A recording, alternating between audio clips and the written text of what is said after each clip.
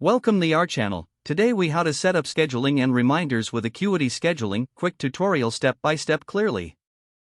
To get started with Acuity Scheduling, first, log in to your Acuity account. Once you are logged in, navigate to the availability section on the left sidebar. Here, you can set up your general availability for appointments. Select the days and times you are available for booking. Next, click on the Appointments section to create a new appointment type. Choose the type of appointment you want to offer, such as consultation or follow-up. Fill in the details for the appointment type, including the duration and price. Scroll down to the Advanced Settings for additional options. You can set up buffer time before and after appointments to avoid back-to-back bookings.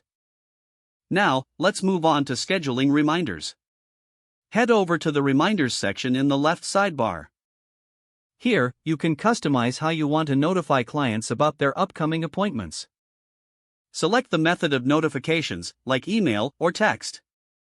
You can adjust the timing for when reminders are sent out, such as 24 hours before the appointment.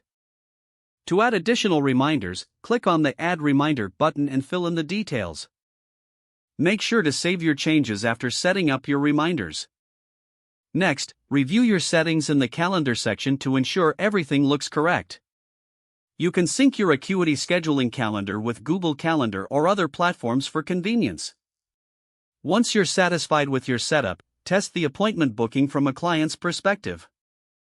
This will help you confirm that everything is functioning as intended. Finally, make any necessary adjustments based on your test booking feedback. With these steps completed, your scheduling and reminders with Acuity Scheduling are now ready to go. If the page does not load, refresh the browser or try again in a private or incognito window. Make sure you are using the correct email address, then retype it carefully to avoid small typos. If your password is not accepted, use the reset option and create a new strong password you can remember. Check your spam folder for verification or security emails, then complete any requested confirmation steps. Enable two-factor authentication if available to improve account security and reduce unauthorized access risk. After signing in, review your profile details so your contact information and settings are accurate and current. If you see an error message, note it down and try again after restarting your device and internet connection. Don't forget to like this video and subscribe to our channel for more step-by-step tech guides.